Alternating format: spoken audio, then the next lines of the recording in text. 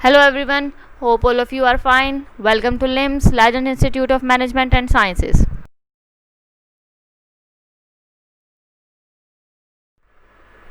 This is Sundar Khan, your lecturer for the course of History of English Literature. This is part 2 of lecture 16. Okay, in this lecture we will discuss an other poem. आप समझें, जो हम लोगों की एक और poem है, वो भी एंग्लो सैक्सन पीरियड से ही बिलोंग करती है और इसे हम लोग एज अ मोनोलॉग भी ले सकते हैं. ये एलिगी है और इसका नाम है द वेंडरर. ठीक है, वेंडरर. अब इसके भी पोइट की अगर बात करें तो वो एनोनिमस ही हैं. तो आपसे इसका भी क्वेश्चन पूछा जा सकता है, तो द वेंडरर जो पोइम है ये कौन सी जेनरे से बिलोंग करती है? तो ये एलिगी है, लिरिकल एलिगी है.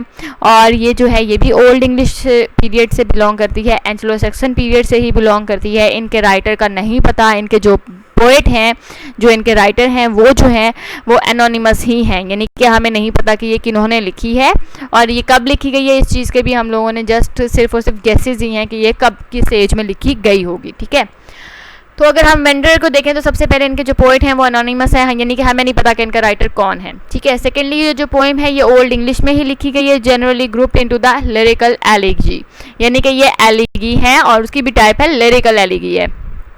एलिजी कौन सी है? ये लिरिकल एलिजी है.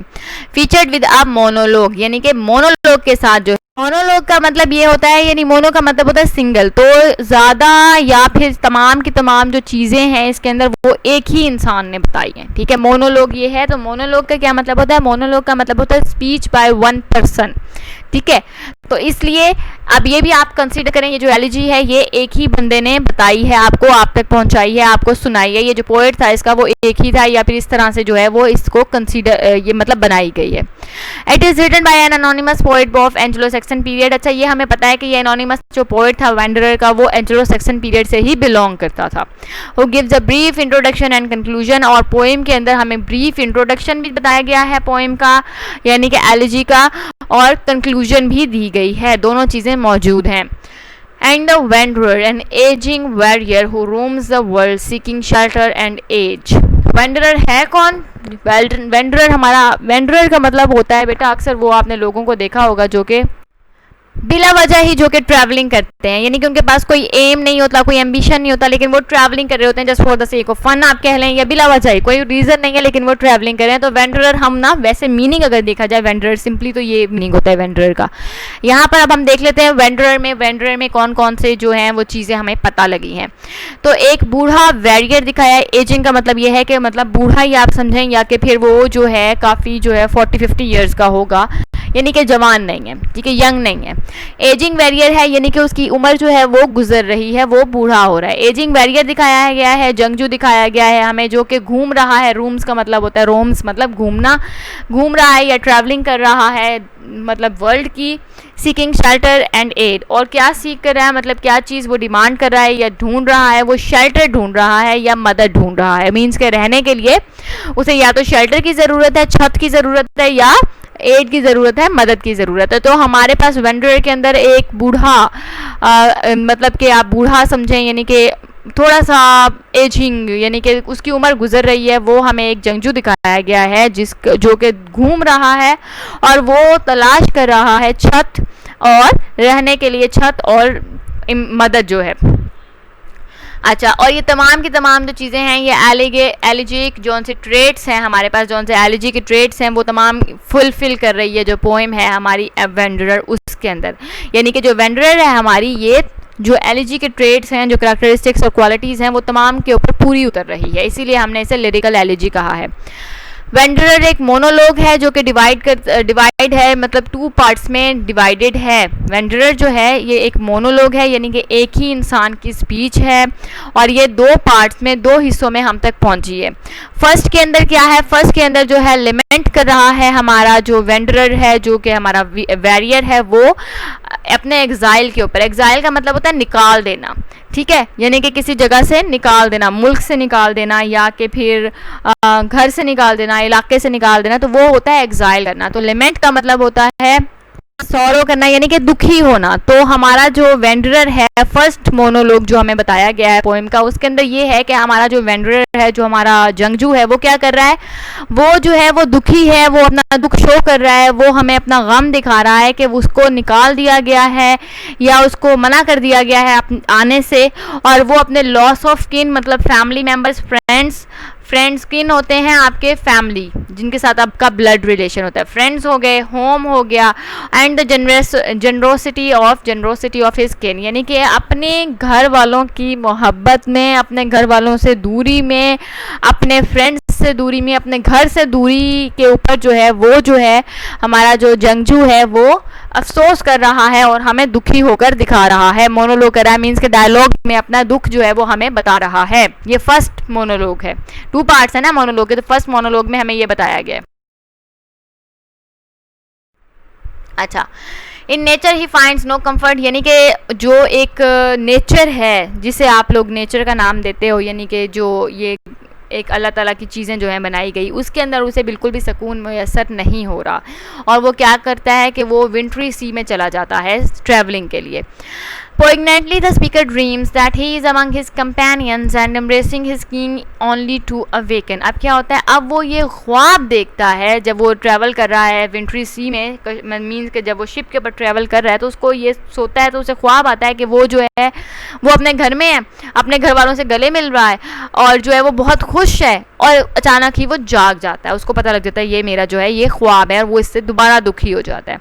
अब सेकंड पोर्शन जो है मोनोलॉग का, उसके अंदर क्या दिखाया गया है, उसके अंदर ये दिखाया गया है कि वेंडरर जो है हमारा जो जंगजू है वो रिफ्लेक्ट करता है more generally on man's fate, यानी कि वो जो इंसान की किस्मत है उसके ऊपर जो है वो रिफ्लेक्ट करता है। Urging resignation and control of emotions as way of meeting adversity. अच्छा, तो अर्जिंग का मतलब होता है गुजारिश करना, और रेजिग्नेशन का मतलब होता है छोड़ देना, गिव अप कर देना। ठीक है, तो यहाँ पर जो हमारा वेंडरर है, जो हमारा जो वैरियर है, वो क्या कर रहा है, वो अपने इमोशंस को कह रहा है कि वो जो है वो गिव अप कर दें, वो जो है वो गुजारिश कर रहा है अपने इमोशंस से कि वो छोड़ दें, वो भूल जाएं अपने जो है वो अपनी मैन की जो इंसान की जो किस्मत होती है उस चीज़ के ऊपर जो है वो उसको एक्सेप्ट कर लें और अपने इमोशंस को जो है वो भूल जाएं। और वो ये कोशिश कर रहा है कि वो जो एक एडवर्सिटी होती है ना, मीन्स के डिफ़िकल्ट और अनप्लेजेंट सिचुएशंस होती हैं, एडवर्सिटी का मतलब है डिफ़िकल्ट और अनप्लेजेंट सिचुएशंस, तो वो ये कह रहा है कि वो जो है वो कह रहा है कि वो अपने इमोशंस को कंट्रोल करने की कोशिश कर रहा है, उनसे गुजारिश कर रहा है कि वो अपनी जो एक इंसानी किस्मत होती है उसके साथ वो कॉम्प्रोमाइज़ कर लें और वो जो ये न्यू अनप्लेजेंट सिचुएशंस आ रही है इनको फेस करें। ठीक है, तो वो ये सेकंड मोनोलॉग में वो अपनी हमें ये गुजारिशात जो है वो बता रहा है, वो बता रहा है कि किस तरह से उसे डिफरेंट सिचुएशंस जो हैं, अनप्लेजेंट सिचुएशंस यानी कि नाखुशगवार वाक़यात उसके साथ हो रहे हैं, जिसकी वजह से वो एड भी ढूंढ रहा है, शेल्टर भी ढूंढ रहा है, और वो साथ साथ अपने किन को यानी अपने फैमिली मेम्बर्स को भुलाने की कोशिश भी कर रहा है। Like old English elegiac elements both the language and structure of the wanderer is difficult। और एक और चीज़, जो स्ट्रक्चर और लैंग्वेज है wanderer का, ये बहुत ज़्यादा मुश्किल है क्योंकि ये ओल्ड एलिजिक जो एक एलिमेंट्स थी, जो एक ओल्ड एलिजिक स्टाइल था राइटिंग का, उसी स्टाइल को फॉलो कर रही है एलिजी ये वाली wanderer। तो इस वजह से इसका जो स्ट्रक्चर है और जो लैंग्वेज है wanderer की वो बहुत ज़्यादा डिफ़िकल्ट है समझने के लिए। wanderer जो है arguably most famous and critically debated Anglo Saxon poem है, यानी कि अब आपको जो चीज़ें याद रखनी है वो मैं आपको बता देती हूँ। सबसे पहले आपको वेंडरर के पोइट का पता होना चाहिए कि एनोनिमस है। ठीक है, सेकेंडली आपको पता होना चाहिए कि ये मोनोलॉग है, एलिजी है, लिरिकल एलिजी है, और इसके अंदर 2 मोनोलॉग्स हैं। पहले के अंदर लिमेंट कर रहा है वो अपने घर वालों से दूरी को, सेकंड के अंदर वो कह रहा है कि वो अपनी जो चीज़ें उसके साथ हो रही हैं, जो अनप्लेजेंट सिचुएशंस आ रही हैं, उसको उसके साथ जो है वो मुकाबला करना है, और वो उसके ऊपर सोच रहा है कि उसे क्या करना है, किस तरह से उसे उसके साथ जो है वो मीन से फेस करना है और अपने घर वालों को भी भूलना है। ठीक है, इसका जो स्ट्रक्चर है और जो लैंग्वेज है वो ओल्ड एलिजीज की तरह बहुत ही ज़्यादा डिफ़िकल्ट है समझने में, और ये मोस्ट आप समझें कि फेमस और क्रिटिकली डिबेटेड जो है वो एंग्लो सेक्शन पोइम जो है वो कंसीडर की जाती है द वेंडरर। ये तमाम चीज़ें आपने माइंड में रखनी है, बाकी चीज़ों को बेशक भूल जाएं। इस पोएम की बहुत ज़्यादा इंटरप्रिटेशंस की गई हैं, यानी कि जिसने जैसे समझा उसने उस तरह से उसको इंटरप्रेट करके उसको बता दिया कि ये मीनिंग भी बनता है। ये डिफ़िकल्ट है डिसाइफर करने में फॉर सेवरल रीजंस, मीन्स के बहुत सारी रीजंस हैं कि इसका एक्चुअल मीनिंग जो है वो हमें पता नहीं चल रहा है, उसका एक्चुअल जो मीनिंग्स हैं वो हमें समझ नहीं आ रहे। First of all there could be more than one narrator. सबसे पहली जो रीज़न है वो ये कंसीडर की जाती है कि हो सकता है यहाँ पे एक से ज़्यादा नरेटर हों, यानी कि जो नरेट कर रहे हैं वो एक से ज़्यादा हों, ठीक है। A person as a poem fluctuates between personal experience and general advice. क्यों हम लोग ये कंसीडर कर रहे हैं कि एक से ज़्यादा नरेटर हो सकता है, जिसकी वजह से ये पोएम जो है वो डिफ़िकल्ट है इसका मीनिंग समझने में, इसलिए क्योंकि पोएम जो है वो फ्लक्चुएट कर रही है, पोएम जो है वो बार बार मूव इस तरह से कर रही है कि ऐसा लगता है कि पहले कोई पर्सनल एक्सपीरियंस अपना बता रहा है, अपनी कोई बात जो उसके साथ हुई है या कोई वाकया वो सुना रहा है, और देन कोई जनरली जो है दिखाते हैं नेक्स्ट लाइन में कि कोई एडवाइस कर रहा है, जनरली किसी जनरल सी बात के ऊपर कोई एडवाइस करते हुए बताया जा रहा है। तो इसलिए ये जो है फ्लक्चुएट कर रही है पोइम, और इसका जो है कंसीडर किया जाता है कि शायद जो नरेटर है जो पोइम सुना रहा है, जो पोइट्री बता रहा है, वो एक से ज़्यादा हो सकता है। In the Wanderer we find a moralising verse which connects the two speeches. और क्या है, और एक मोरलाइजिंग वर्स भी है, मीन्स के जो मॉरल्स के ऊपर फोकस कर रही है, जो बता रही है कि हमें कौन कौन सी चीज़ों को मॉरल्स को कंसीडर करना है, कौन से मॉरल्स को नहीं करना कंसीडर हमने, और वो जो है वो पर्सनल एक्सपीरियंस और जनरल एडवाइस वाली जो दो एक फ्लक्चुएशंस हैं उनको आपस में ज्वाइन कर देती है। मीन्स कि आपको मैंने बताया ना, इस तरह से लग रहा है कि जिस तरह से दो नरेटर हैं, एक वो जो पर्सनल एक्सपीरियंस बता रहा है, एक वो जो जनरली एडवाइस कर रहा है। तो ये जो मॉरलिंग वर्स है ना, मोरलाइजिंग वर्स, ये क्या करती है, ये ऐसे शो करती है जैसे कि ये दोनों को कनेक्ट कर रही है, पर्सनल एक्सपीरियंस और जनरल एडवाइस दोनों को कनेक्ट ये वाली मॉरलाइजिंग वर्स कर रही है, जिसके अंदर मॉरल्स बताए गए हैं, ये मॉरली कोई चीज़ जो है वो बताई गई है।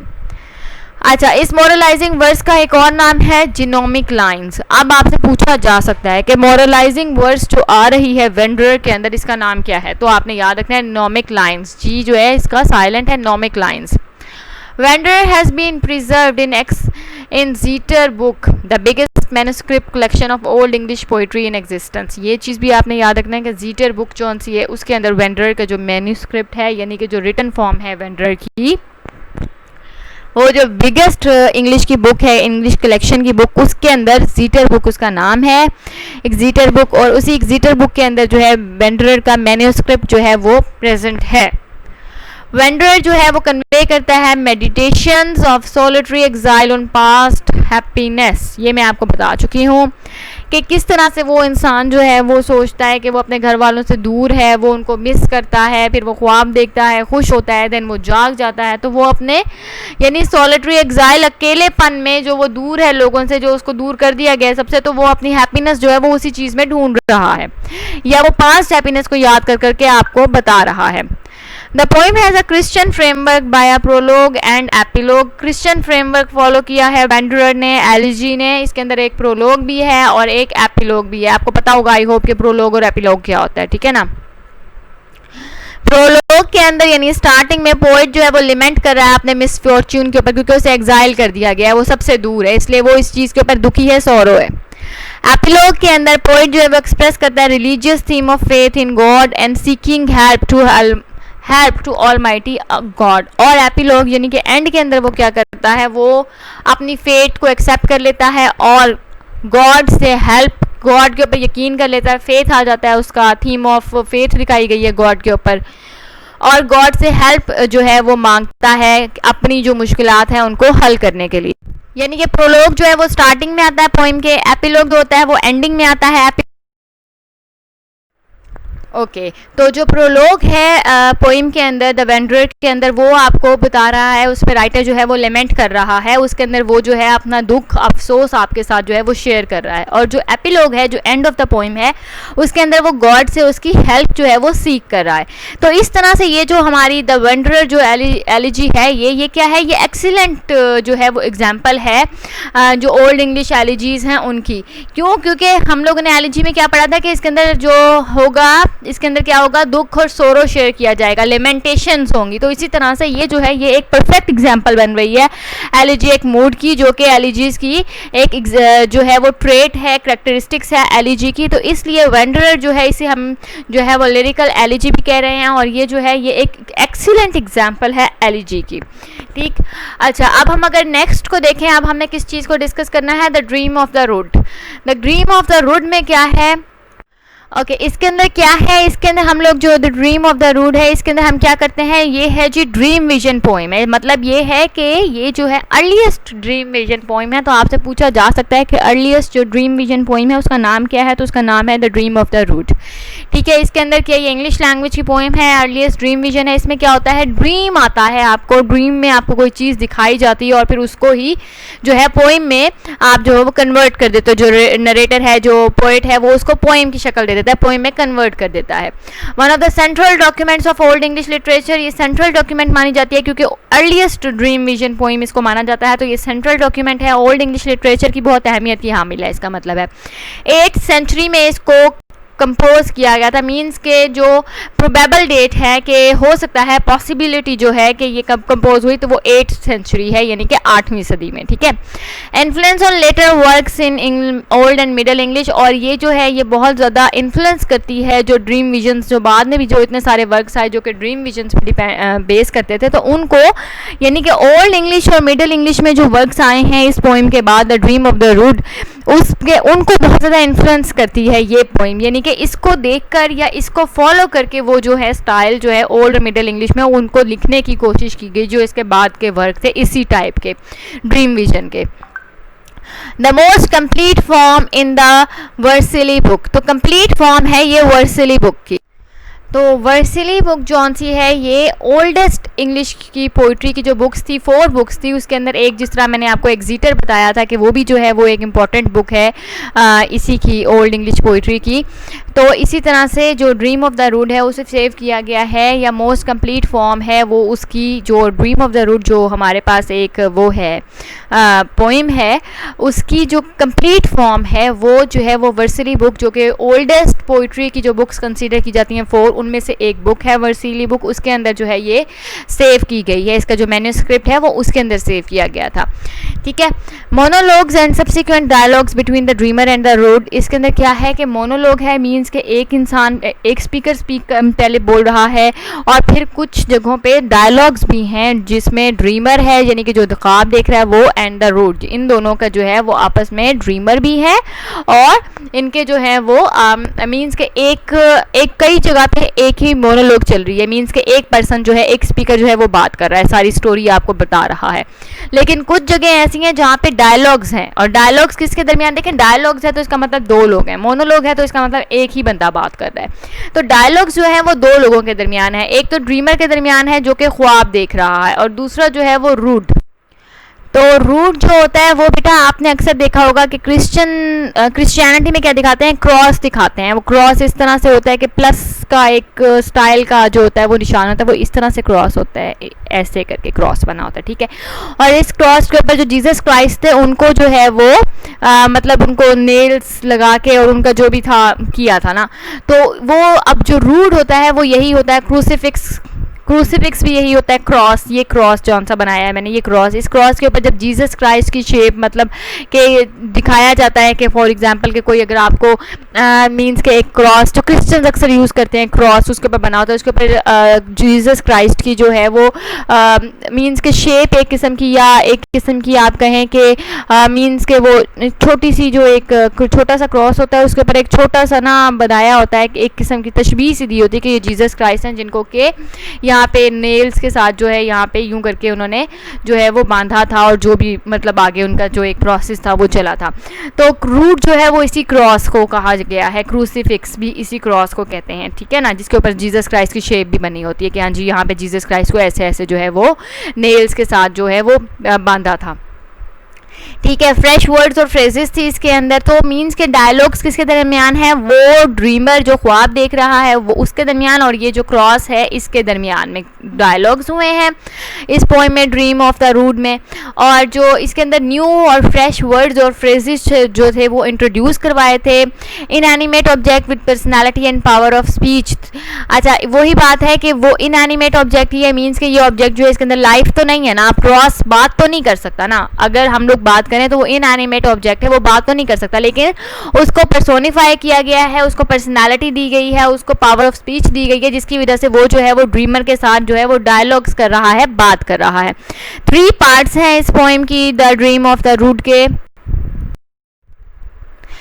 अच्छा, अगर हम अब डिस्कस करें रूट क्या है, तो वही है क्रॉस और crucifix symbolising the cross on which Jesus Christ died. ठीक है, वही बात है कि जो एक क्रॉस था, जो कि यूं करके मैंने बना के भी आपको पहले दिखाया है, इसके ऊपर जीसस क्राइस्ट को दिखाते हैं कि वो बांधा हुआ है और उसको किस तरह से मीन्स के नेल्स के साथ अटैच किया था और उनकी किस तरह से डेथ होती है इस क्रॉस के ऊपर। तो उसी क्रॉस को रूट का नाम दिया गया और उसी क्रॉस को क्रूसीफिक्स भी कहते हैं। दोनों चीज़ें याद रखिए। A large crucifix on a beam or screen at the entrance to the chancel of a church। अच्छा, वही बात है कि ये जो क्रॉस होता है ये अक्सर जो है जब आप चर्च के अंदर एंटर होने लगते हैं तो उससे पहले जो है वो क्रॉस बना होता है चर्च के ऊपर, और उसके ऊपर जो है वो जीसस क्राइस्ट की शेप भी बनाई होती है कि उनको जिस तरह से बांधा था, अटैच किया था नेल्स के साथ, और किस तरह से उनकी इस जगह पर या इसके साथ अटैच होकर डेथ हुई थी। ठीक है ना, तो उस क्रॉस को या जो वो क्रूसीफिक्स है उसको ही रूट का नाम भी दिया गया है।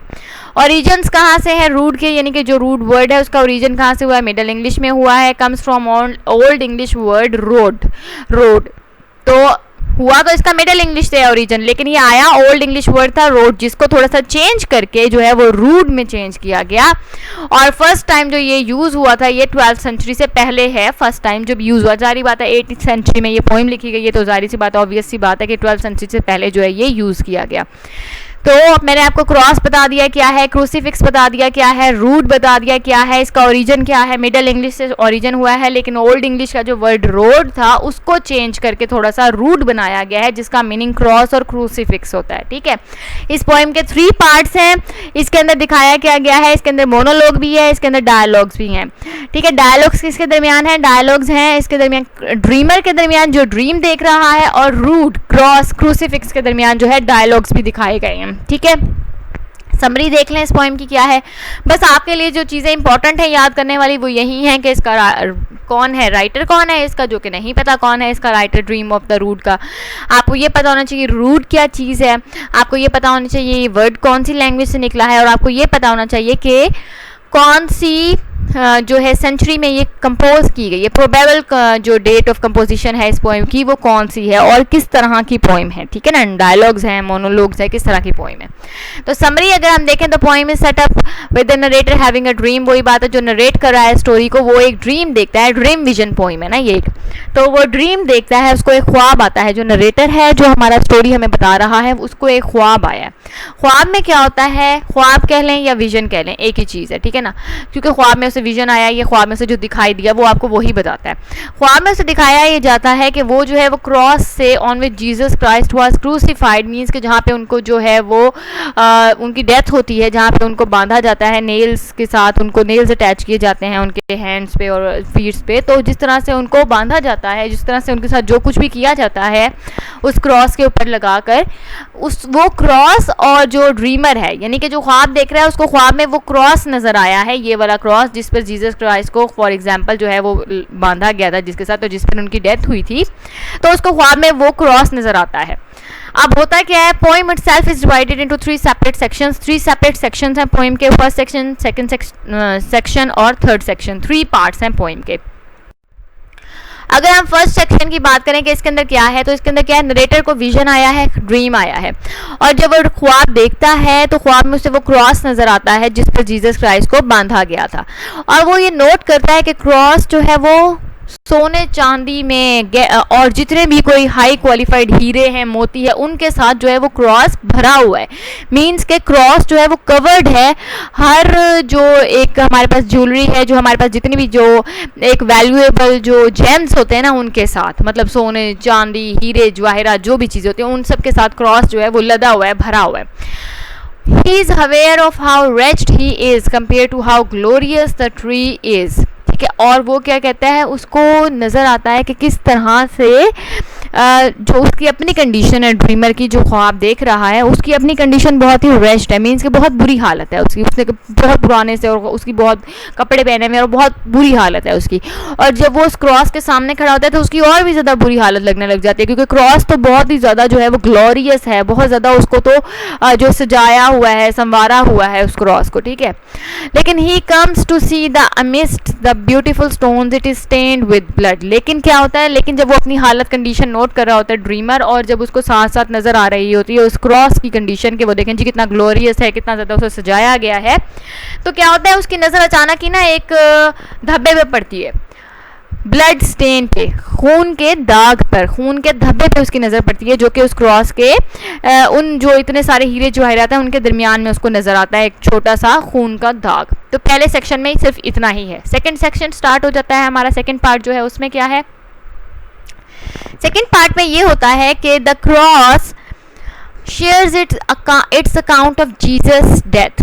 क्रॉस क्या है, क्रॉस बात करता है, डायलॉग्स है ना, पहले मोनोलॉग हुआ अब डायलॉग है।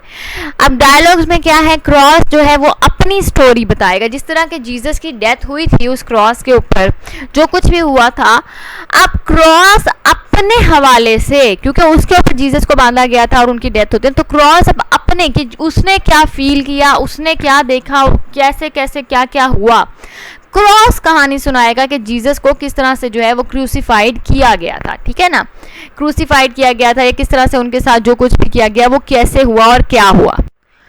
क्रूसीफिक्शन का मतलब ये होता है कि किस तरह से जो उनका एक प्लान था कि उन्होंने किस तरह से हम जो है क्राइस्ट जीसस क्राइस्ट को मारना है, वो किस तरह से वो जो है वो सर अंजाम देते हैं, उसको किस तरह से पूरा करते हैं, ठीक है, एग्जीक्यूट किस तरह से करते हैं। तो जो क्रूसीफिक्शन स्टोरी है वो आपको बताई जाएगी from the perspective of the cross, कि क्रॉस क्या फील कर रहा होता है जब जीसस क्राइस्ट को जो है वो क्रूसीफाइड किया जा रहा होता है।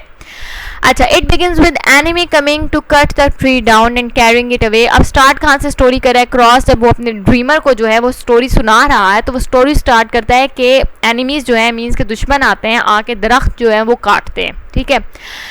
तो वो क्या है कि वो दरख्त जो है वो काटते हैं और उसे काट कर अपने साथ जो है वो ले जाते हैं, ठीक है। The tree learns that it is not to be the bearer of a criminal but instead Christ crucified. अब क्या है, दरख्त को जिसको काट के ले जाते हैं उसे एहसास होता है या वो ये बात जानता है कि ये जो है ये किसी दुश्मन को जो है वो कुछ करने के लिए नहीं लेके जा रहे इस दरख्त को, बल्कि जीसस क्राइस्ट को क्रूसीफाइड करने के लिए, उनको मारने के लिए जो है वो लेकर जा रहे हैं इस दरख्त के काट के।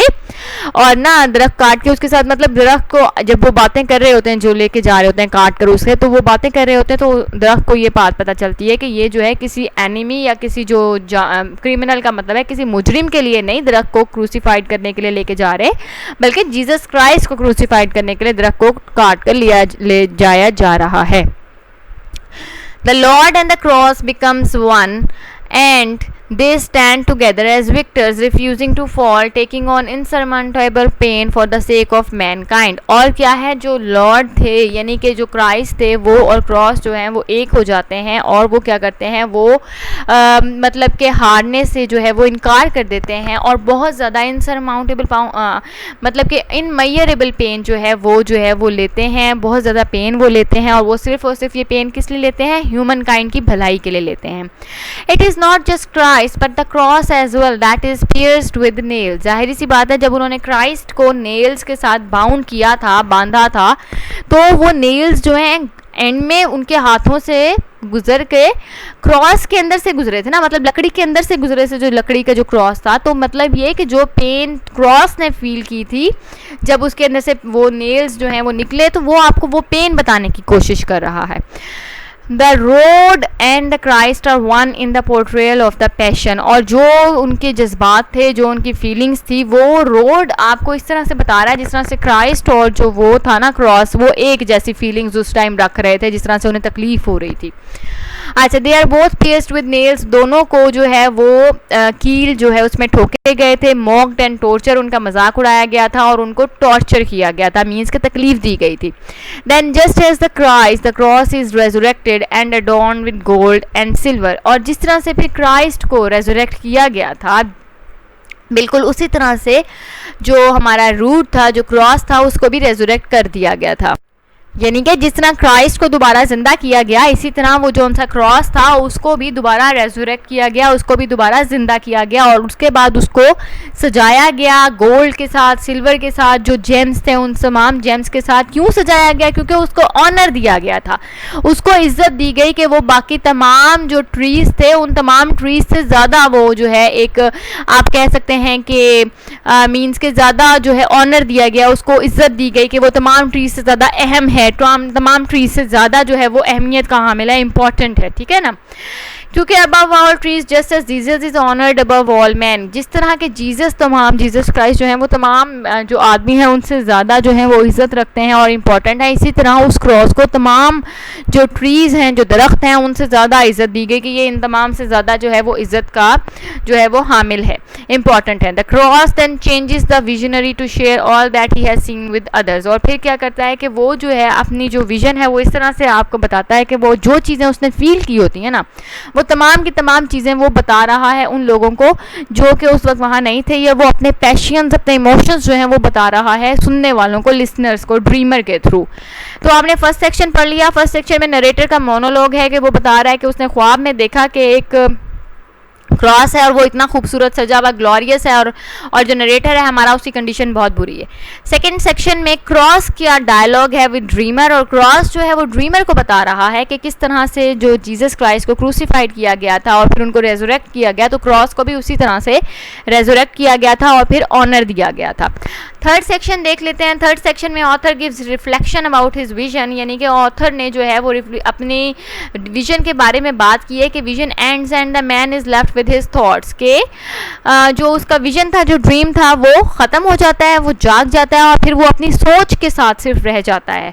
फिर वो गॉड को प्रेज करता है, याद करता है, तारीफ़ करता है कि ही has scene and is filled with hope for eternal life and his desire to once again be near the glorious cross। अच्छा, फिर अब वो क्या कर रहा है, वो जो है वो क्योंकि उसकी कंडीशन बहुत बुरी थी तो वो क्या करता है कि वो याद करता है क्रॉस को और किस तरह से उसको जो है पहले क्रूसीफाइड किया गया और फिर उसको जो है रेजरेक्ट किया गया और फिर उसको किस तरह से ऑनर किया गया। तो ड्रीमर जो है वो ये तमाम चीज़ें देखकर और सोच के उसको दोबारा उम्मीद आ जाती है कि अगर जो है वो भी मतलब जो मर जाएगा और दोबारा ज़िंदा होगा, ये मरने के बाद उसको भी बहुत तमाम चीज़ें मिलेंगी, बहुत कुछ मिलेगा, इनामात दिए जाएंगे, तो इसलिए उसको उम्मीद आ जाती है कि उसकी ज़िंदगी के या ज़िंदगी के बाद जो है उसको बहुत सी अच्छी चीज़ें मिलनी अभी बाकी हैं।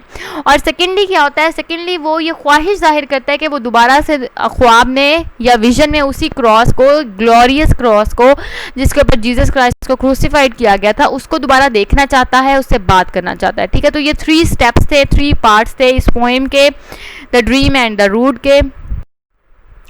अच्छा, अब यहाँ पे dreamer's account of his vision of the cross क्या है, rood monologue describing the crucifixion, rood का मोनोलॉग दिखाया गया है और ड्रीमर की रेजोल्यूशन दिखाई गई है to seek the salvation of the cross.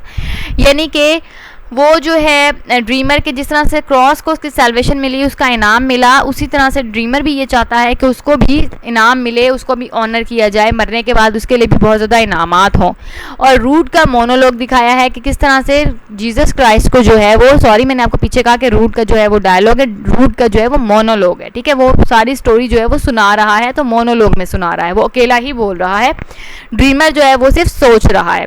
ठीक है ना, तो इसका जो है वो मोनोलॉग है कि वो किस तरह से सारी स्टोरी सुना रहा है कि जीसस क्राइस्ट को किस तरह से क्रूसीफाइड किया गया। फिर वर्सली मैन्युस्क्रिप्ट जो है ये मैं ऑलरेडी आपको बता चुकी हूँ कि 4 बुक्स थी ओल्ड इंग्लिश की, जिसके अंदर मैन्युस्क्रिप्ट जो है वो ओल्ड पोइट्री के रखे गए थे। जिस तरह से एग्जीटर भी एक बुक थी जिसके अंदर हमने पहले डिस्कस किया है कि वो उसके अंदर भी मोनोलॉग रखा गया था। तो इसके अंदर वर्सली जो है इसके अंदर बुक के अंदर मोनोलॉग रखा गया है the dreamer and the rood का। ठीक है, और ये जो है मैन्युस्क्रिप्ट लिखा कब गया था, 10th सेंचुरी में ये मैन्युस्क्रिप्ट लिखा गया था जो वर्सली के अंदर रखा गया है, वर्सली बुक के अंदर। It is a parchment and contains 136 folios. ये जो है एक पीस है जो कि 136 जो है वो पार्ट्स पे डिपेंड करता है, या जो है वो सेक्शंस 136 जो है इसके आगे फर्दर जो है वो सेक्शंस हैं। The book is so named because it was found in the cathedral library in Vercelli, north west Italy in 1882। अच्छा, और इस बुक को वर्सली बुक क्यों कहा जाता है, क्योंकि जिस लाइब्रेरी में ये बुक हम मिली ये, और इसके अंदर बहुत ज़्यादा ओल्ड इंग्लिश पोइट्री की जो है वो पार्चमेंट्स और जो है आप कह सकते हैं कि मैन्यूस्क्रिप्ट्स पड़े हुए थे, मीन्स के रिटन फॉर्म में पड़े हुए थे बहुत ज़्यादा ओल्ड इंग्लिश पोइट्री। तो वो बुक जो थी वो हमें मिली थी वर्सिली में, ठीक है, कैथेड्रल लाइब्रेरी वर्सिली में, यानी इटली में जो वर्सिली लाइब्रेरी है, वर्सिली के नाम से जो लाइब्रेरी थी 1822 में, उसके अंदर से हमें ये बुक मिली थी। तो इसलिए इस बुक को वर्सिली बुक कहा गया। और इसके अंदर जो पार्चमेंट्स या जो मैन्यूस्क्रिप्ट्स पड़े हुए थे फिर वो देखे गए कि कौन कौन से हैं। तो the dream and the rood भी उसके अंदर एक जो है वो मैन्यूस्क्रिप्ट मिला। मेजर थीम अगर हम देखें कौन कौन सी हैं, तो some critics have contended that the poet had knowledge of the imagery of warfare. तो कुछ क्रिटिक्स ऐसे कहते हैं कि जो नरेटर है या जो पोएट है इस पोइम का, उसके जो है वो जो जंगें वगैरह जो हुई, जो कि पुरानी जो लड़ाइयाँ वगैरह थी, उसको उसका नॉलेज था और वही इमेजरी यूज़ की गई काफ़ी हद तक।